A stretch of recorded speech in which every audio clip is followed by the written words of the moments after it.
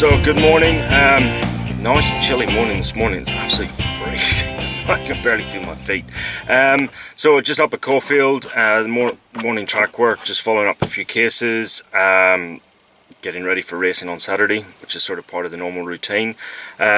Just talking to a client, we had a horse that sent off to scintigraphy yesterday. So people don't know what scintigraphy is, or bone scan as it's sometimes called. We inject a radioactive dye into a horse, and there's two phases taken. So there's a soft tissue phase, which is taken about 30 minutes after the horse is injected. Now that'll pick up inflammation within the soft tissues, so muscles and stuff like that. And then 6 hours later there's a bone phase done, or 4 to 6 hours later there's a bone phase done. So that's when the inflammation is seen in the bones. So you're looking for hot spots. We call hot spots. So the horse is scanned and we take a count. Because it's radioactive, you're taking a count off the horse and you pick up hot spots.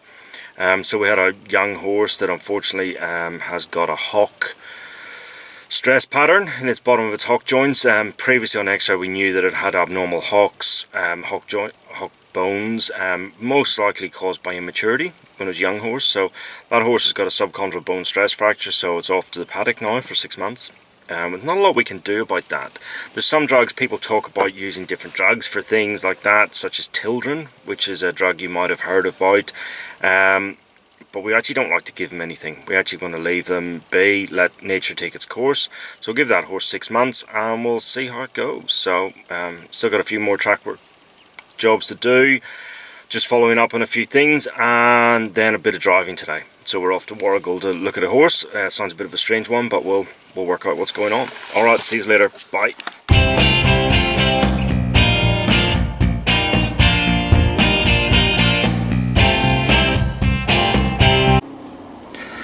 So, coming to the end of the day, had a bit of driving today. We're just driving into a property, and it's like I've won Tats Lotto.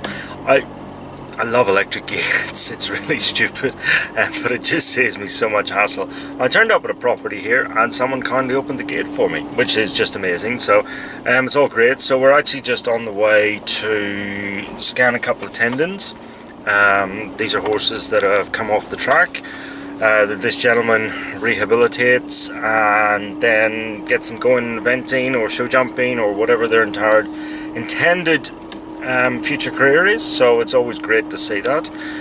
Just earlier today I went for a bit of a drive and I saw a beautiful horse, a 4-year-old horse that had been broken in for driving, and they'd actually found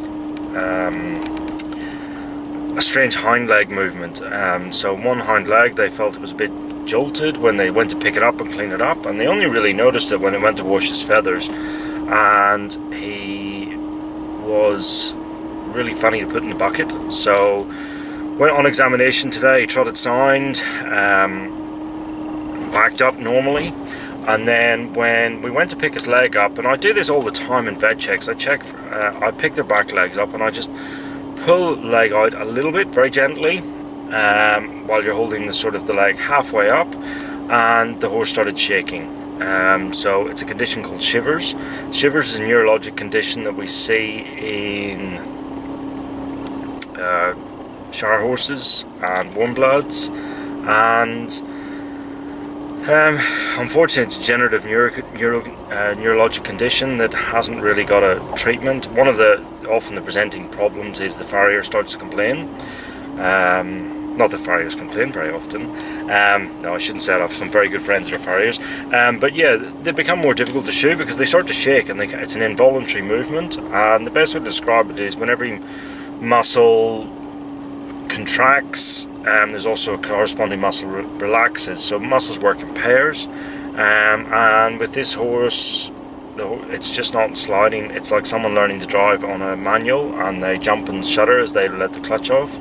So the horse, unfortunately, it's got a very mild case of it, so the horse will be fine to be worked, but it may deteriorate over time. We can't predict how long it'll be, but most of the problems with the horses is they cope absolutely fine. They can get up, they can get down, they can move around the paddock, they're not lame. It's more when you come to do stuff with their back legs and be out of a problem. So Yeah, so that was an interesting case. We don't see it very often. There's probably 4 or 5 horses in the clinic that I've seen the last sort of 5-6 years, but you do see it. So it's one of those things we check for at vet check, and some of the horses can be absolutely fine with it for many years. Other horses can deteriorate very quickly. So all in all good. So we're just I'm just slowly driving down the pathway in a property just off to have a look at a couple of tendons, and it'll be really interesting to see what we find. So they've had a few months off. One's had a couple of years off and done a rehab program. The others have just done very little. So we'll have a look and see what we got. Back soon. See you later.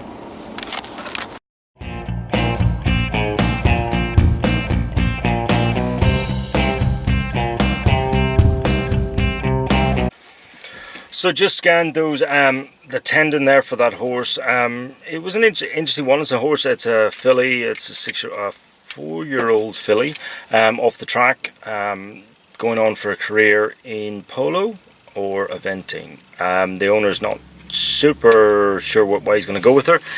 She'll have a rehab program, so we scanned it.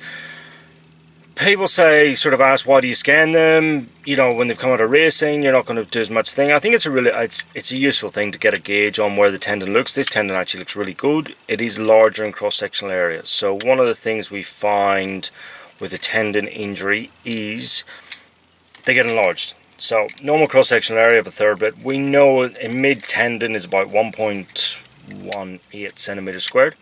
So a thickened tendon's about 1.5, really thickened 2, and that gives an indication of the fiber pattern. So things you need to know about tendons. Tendons are made up of type 1 collagen. Type 1 collagen is best described as long fibers with no cross-linking between. So your tendon works as if it's it's millions of elastic bands that all work independently. When you have an injury to a tendon, type 4 collagen is the predominant collagens formed. It's got shorter fibers and they all link together, so they all mix in. So it works as one elastic band instead of many millions. So that makes it more prone to an injury again.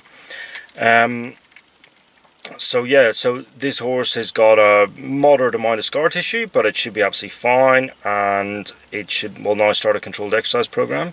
So for something like that, we'll be looking at 4 weeks walking, 4 weeks trotting, 4 weeks cantering. So, and that's sort of 3-4 days a week, and that'll be good for that horse. And we'll rescan it in 3 months' time. Check that it all looks good. When you're doing a rehab program, the things you need to look out for is, one, your farrier has to be really good. Want to keep the feet nice and balanced and even. Shoes on, shoes off doesn't really make a difference. And then you need to be sort of steady in your work. Don't suddenly increase it, and keep an eye out for any heat or swelling in the leg.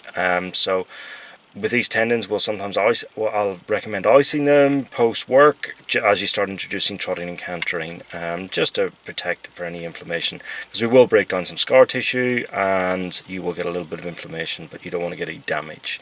So you get sudden increase in heat in a leg you're doing a rehab program on, stop, give us a ring, and we'll have a look at it again. So if that happens, it's a setback, but you've got to deal with it, and it's better not to put your head in the sand. So all in all, great day, bit interesting, shivers, tendons, and yeah, it was all good. So speak to you later, bye.